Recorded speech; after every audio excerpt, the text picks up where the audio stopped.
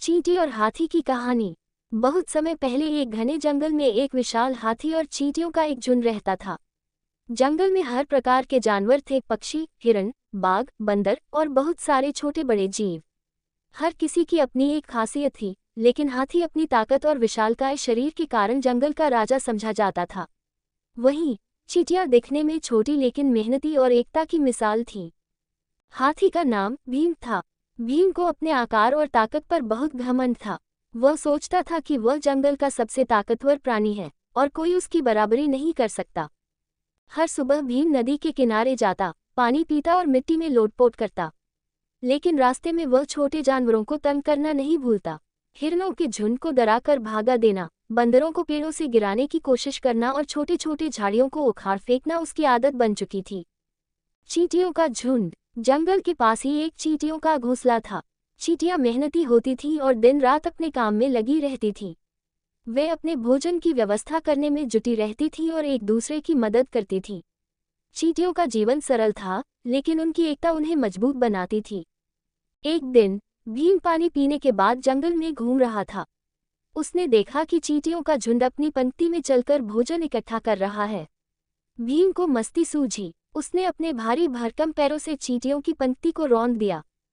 चींटियों ने हाथ जोड़कर भीम से कहा, हाथी भाई, हम छोटे हैं, लेकिन हमारा भी जीवन है।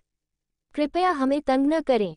लेकिन भीम ने उनकी बातों को अनसुना कर दिया और हंसते हुए कहा, तुम इतनी छोटी हो कि तुम्हारा जीवन मेरे पैरों के नीचे कुचलने लायक भी नहीं है। चींटियों को भीम का ये व्यवहार सहन नहीं हुआ। उन्होंने अपने झुंड की मुखिया चुनमुन से सलाह ली। चुनमुन ने कहा, हाथी चाहे कितना भी बड़ा और ताकतवर हो, अगर हम एकजुट होकर उसे सबक सिखाएं, तो वह भी हमारी ताकत को समझेगा।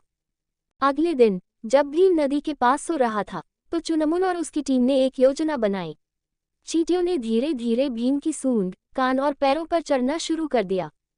भीम को पहले तो कुछ समझ में नहीं आया, लेकिन जैसे जैसे चींटियों ने उसे काटना शुरू किया, वह दर्द से कराहने लगा।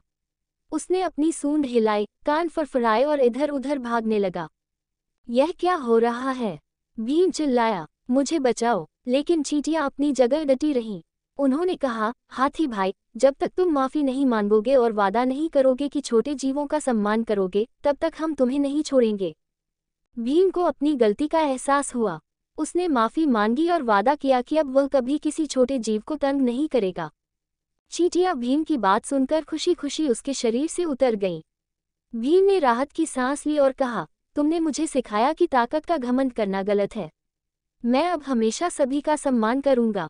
उस दिन के बाद से भीम और चींटियों के बीच दोस्ती हो गई। भीम अब अपने विशाल शरीर का उपयोग जंगल के छोटे जानवरों की मदद करने के लिए करता था। वह पेड़ गिराकर चींटियों को भोजन के लिए फल देता और उन्हें नदी पार कराने में मदद करता। चींटियां भी भीम की सेवा करती। जब भी भीम को कोई चोट लगती या उसे कोई परेशानी होती, चींटियां उसकी देखभाल करती।